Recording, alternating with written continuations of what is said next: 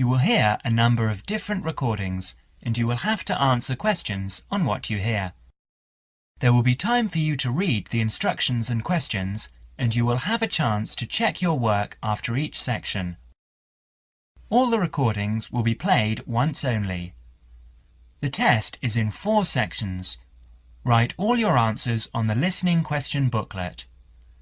At the end of the real test, you will be given 10 minutes to transfer your answers from the question booklet to an answer sheet. You should be prepared to do this with the practices. Now turn to Section 1. Section 1.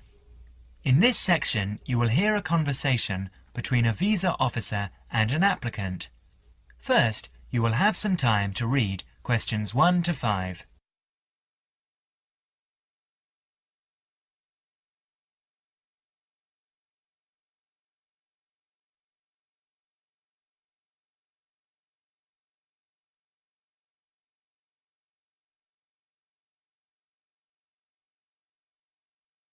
You will see that there is an example which has been done for you. On this occasion, only the conversation relating to this will be played first. Good morning, Visa Office. How can I help you? Good morning. I'd like to apply for a visa to Australia, please. Certainly, sir. I'll just get a form and then I'll need to take some details down. The applicant wants to apply for a visa to Australia, so the word Australia is provided in the space. Now we shall begin. You should answer questions as you listen, because you will not hear the recording a second time. Now listen carefully and answer questions 1 to 5. Good morning, Visa Office. How can I help you? Good morning. I'd like to apply for a visa to Australia, please. Certainly, sir.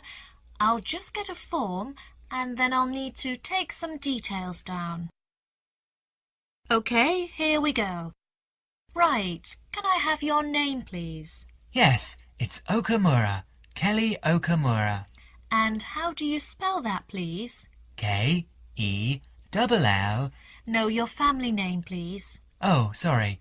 It's O-K-A-M-U-R-A. O-K-A-M-U-R-A. And your address? Apartment 106, Kingston Street, Hawaii. Kingstone Street, Hawaii? Yes, that's correct. So you're an American? Actually, I was born in Japan, but moved to Hawaii 6 years ago. And can I have your age, please, Mr. Okamura? I'm 32. And are you married? Yes, I am. My wife's Chinese. And will your wife accompany you to Australia? Yes, she will. In fact, that's the reason we want to go. Her sister lives in Sydney. Now you will have another chance to look at questions 6 to 10.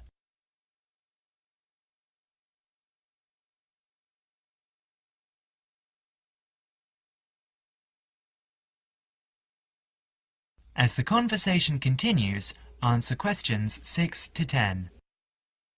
Do you have any relatives living in Australia? I used to have an uncle, but he died several years ago. Now there's only my sister-in-law and my wife's cousin. So the purpose of your trip is to visit your wife's relatives, am I correct? Well, not exactly. Mainly because I have my own trading company and I will be looking for business opportunities. Although I do want to do some travelling as well. You know, see some of the sights, that sort of thing. Although I don't intend to work in Australia. And your wife, what will she be doing? She'll be studying English. She wants a student visa. And how long do you plan to stay? About 1 year, I guess. Well, I'm afraid a standard tourist visa is only valid for 30 days. Although in your case, we can issue you with a business visa. Business visas last for 6 months, but you will be able to renew it. We can give your wife a 12-month visa, though. 6 months is okay. So what do I need to do now? Come along to the office any time during weekdays, but it must be office hours. We close at 5:30. And bring along 2 passport-size photos and your passport, of course. Your wife will also need 2 photos. So that's 4 passport-size photos in total. OK. Thank you for your help. Bye. Bye. That is the end of Section 1. You will have half a minute to check your answers.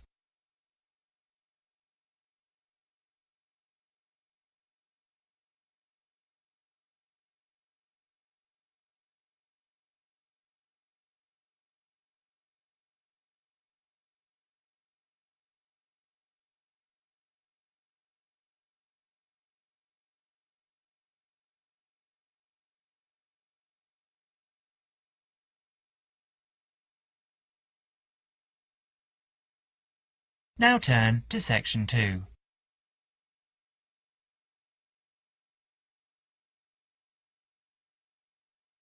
Section 2. You will hear an informative talk given by Michael on how to keep out burglars and keep your home safe. Before you listen, you have a chance to read questions 11 to 20. Married.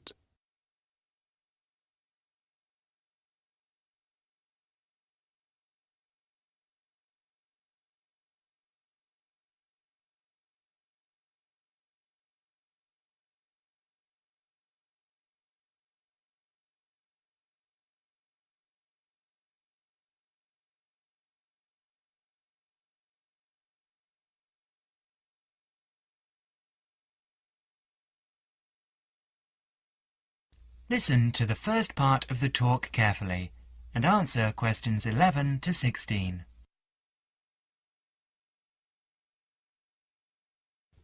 Keep them out. There's no fail-proof way to keep out a burglar, but every little bit of deterrence helps. Even if you can't afford a security system, you can take a few minutes to make your home a little safer.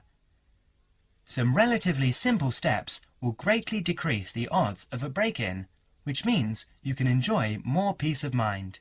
And isn't that what home is all about? Think like a burglar. If you were one, how would you get into your home? Evaluate your home from the inside and out, day and night. You might even try a mock break-in, trying window jambs and locks on the house's perimeter.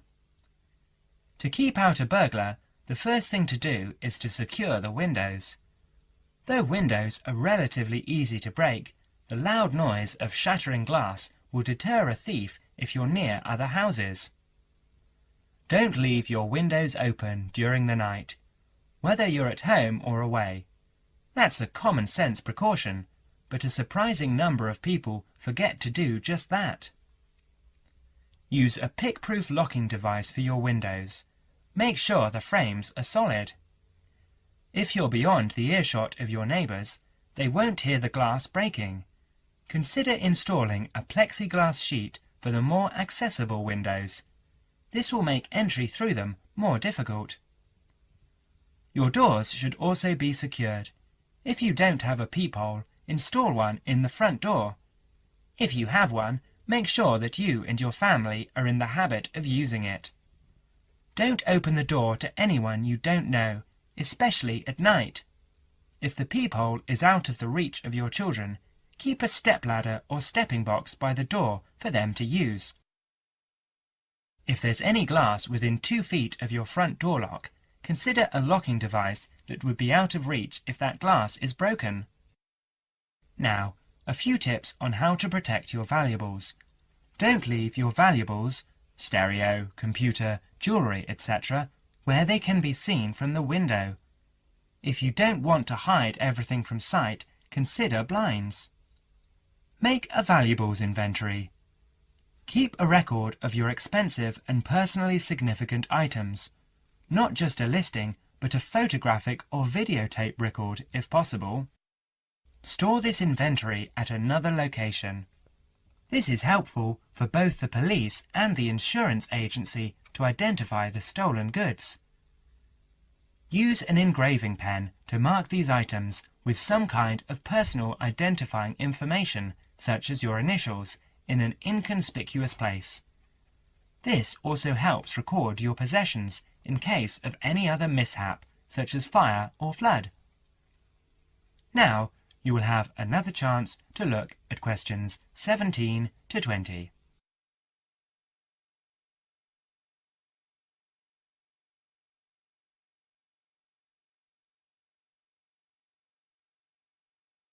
As the talk continues, answer questions 17 to 20. Don't stop your security awareness at the outside walls of your house, your yard areas, if any, or in a locked cabinet. Get in your yard areas, if any, at the out as the talk.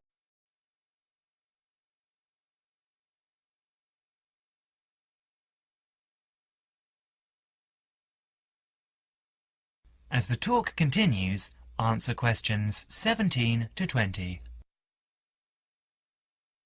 Don't stop your security awareness at the outside walls of your house. Your yard areas, if any, also deserve your attention. In general, don't leave anything around the yard that might help a burglar get into your house. Ladders, stackable boxes, or any garden tools should be put away, preferably in a locked cabinet. Install a light in your yard that is sensitive to movement. Place it high and out of reach. Trim hedges or bushes that are near doors or windows. These can be good hiding places. Don't place outdoor furniture tables nearby the house. These could become an easy stepladder to the roof. When you are on vacation, create the occupancy illusion. Maybe you laughed at your mother for leaving the lights on and the radio playing while she left for vacation, but she had the right idea. Those steps aren't quite enough, so try these strategies. Buy electronic timers that turn lights on and off at different times. Hook up a timer to your TV for a few hours each evening. Turn the volumes up too. Not enough to annoy the neighbours, just enough that a lurker at the windowsill couldn't miss hearing it. Have your newspaper and mail delivery suspended. If you don't have time to do this, ask a neighbour to pick them up for you. Ask a neighbour to park in your driveway or parking place. Think about having someone house-sit your home. If he's a relative or friend, he may cost you no more than the contents of your refrigerator. You can also find professional house-sitters or house-sitting services that find someone to stay while you're away. Leave your shades as they are normally, or at least don't close up every one. One sign of a vacant house is closed shades during the day. Lock your garage door with a padlock. That is the end of section 2. You will have half a minute to check your answers.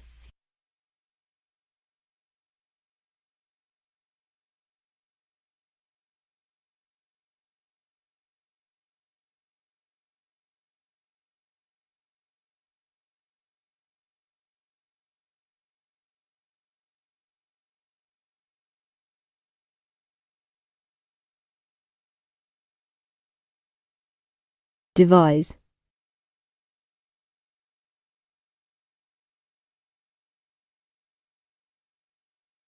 Now turn to section 3.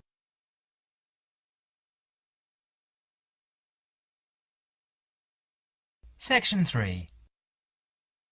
In this section, you are going to hear a conversation between Anne and Merton. In the first part of the conversation, they are talking about the commands of training dogs. First look at questions 21 to 25.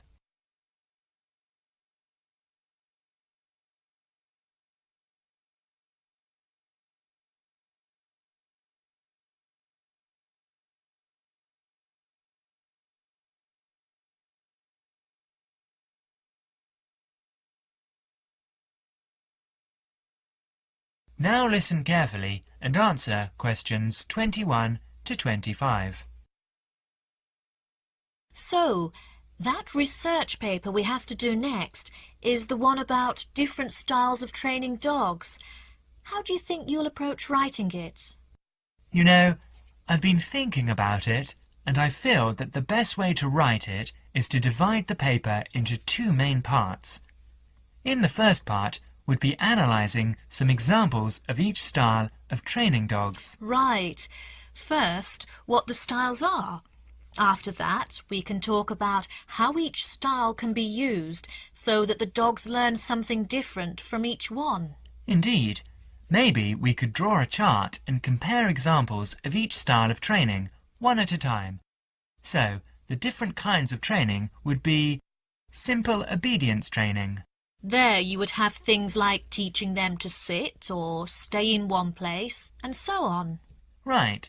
So included here would be simple audio commands, like speak. Yes, basic commands are just spoken words, aren't they? And then there would be the more guard-oriented training, where the dogs are trained to know a specific place well. Patrolling and barking are probably the best examples, because most people have seen them in many places, especially in homes. And this would lead us to the attack dog training, which is physical as well as spoken, training the dog to knock someone down, and even bite if they have to. Right. So there's another category as well, sniffing dogs, which make up the searching category. I've read that in the UK, every major airport or government building has these dogs to search for all kinds of dangerous items. In the second part of the conversation, Anne and Merton talk about all kinds of training and what kind of dog they are suitable for. You will have another chance to look at questions 26 to 30.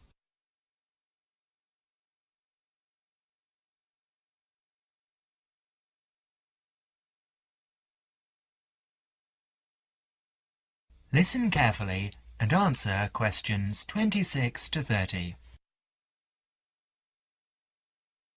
I can believe that. Well, we have a good list to build on. We're finally getting started now, so let's try to figure out when each type of dog training should be used. I guess we can start by trying to figure out the best situation for each type of dog training. What do you mean?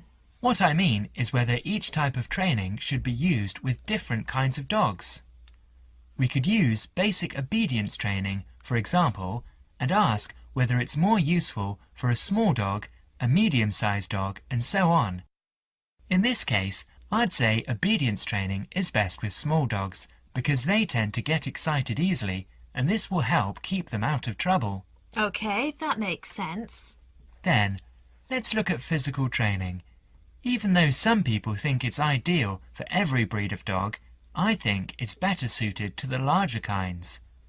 Small dogs usually just aren't smart enough to understand the physical commands, and they can even get hurt from them. The specialized sniffing training is the same. I think it's better with the more intelligent breeds of dogs, and it's hardly ever useful with really small dogs. Attack training, however, can be useful for every kind of large dog, as long as the dog is treated well and given a lot of attention and care. All right. And what about guard training? Barking is an ideal way for small dogs to guard a home. I know they aren't big enough to stop a person, but making some noise is often all a dog needs to do. Other kinds of guard training, like biting, though, are different. I'd always plan to teach that to a smart dog, giving them a chance to use their brains and defend their homes. I'd have to agree. Trainers often just teach large dogs to bark at a person when they think something isn't right. But if the dogs know how to use physical skills in a bad situation, they could save their owner's life someday. Yes. I suppose that different people would have different needs for their pets. Right, and different trainers would recommend different methods for different breeds. That is the end of section 3. You will now have half a minute to check your answers.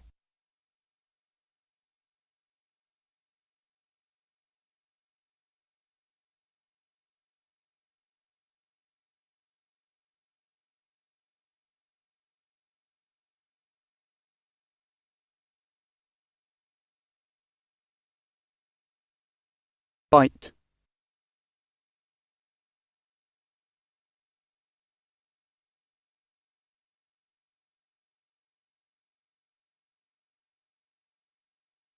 Now turn to Section 4.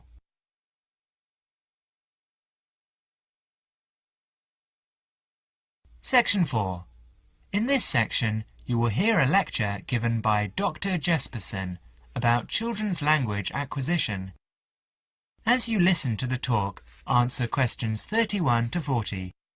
First, you will have some time to look at questions 31 to 40.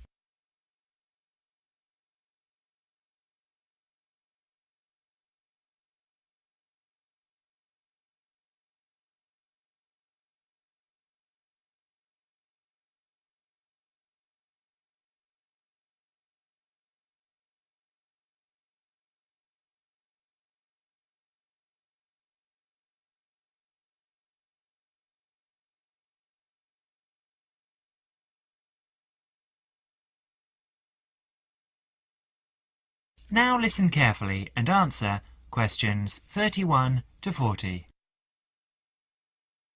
Today, in our series of lectures on human language, we are going to be looking at the way in which children acquire language. The study of how people learn to speak has proved to be one of the most fascinating, important and complex branches of language study. So let's look at these three features in turn. Firstly, why is it fascinating? This stems from the natural interest people take in the developing abilities of young children. People are fascinated by the way in which children learn, particularly their own children. Secondly, it is important to study how we acquire our first language, because the study of child language can lead us to a greater understanding of language as a whole. The third point is that it's a complex study, and this is because of the enormous difficulties that are encountered by researchers as soon as they attempt to explain language development, especially in the very young child. In today's lecture, we will cover a number of topics. We will start by talking about research methods. There are a number of ways that researchers have investigated children's language, and these include the use of diaries, recordings, and tests, and we'll be looking at how researchers make use of these various methods. We will then go on to examine the language learning process, starting with the development of speech in young infants during the first year of life. This is the time associated with the emergence of the skills of speech perception, in other words, an emergence of the child's awareness of his or her own ability to speak. We will continue with our examination of the language learning process, this time by looking at language learning in the older child, that is, in children under 5. As they mature, it is possible to begin analysis in conventional linguistic terms, and so, in our analysis, we will look at phonological, grammatical, and semantic development in preschool children. In the second part of the talk, I would like to review some educational approaches to the question of how linguistic skills can be developed. In other words, how can we assist the young child to learn language skills at school? Initially, we will look at issues that arise in relation to spoken language. We will then look at reading and review a number of approaches that have been proposed in relation to the teaching of reading. Finally, we will conclude today's talk with an account of current thinking about the most neglected area of all, the child's developing awareness of written language. That is the end of Section 4. You will now have half a minute to check your answers.